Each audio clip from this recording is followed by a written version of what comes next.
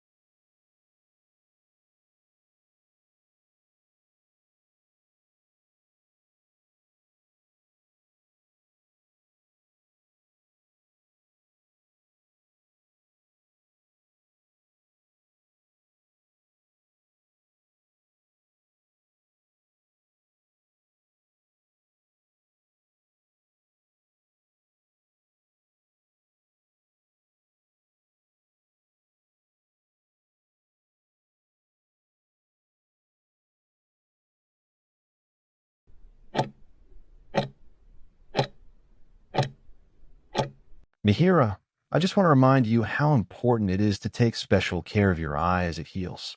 When you go outside, be sure to wear your sunglasses. They're not just for comfort, they help protect your eye from bright light, dust, and potential irritation. It's also really important to avoid dusty or smoky environments as much as possible, because those can slow down the healing process or cause complications. At home, please remember not to do any heavy lifting or strenuous activities, like bending over too much or carrying heavy items. These activities can put unnecessary pressure on your healing eye. Taking it easy right now will make a big difference in your recovery. In terms of your medications, I'm really glad you're using your eye drops. It's essential to stick with them as directed, especially the antibiotic and anti-inflammatory drops. Even if your eye starts feeling better, it's crucial to complete the full course to prevent infection and reduce inflammation. And if your eye feels itchy, which can happen while it heals, using artificial tear drops can help soothe that irritation. It's a safe and gentle way to keep your eye comfortable without rubbing or touching it.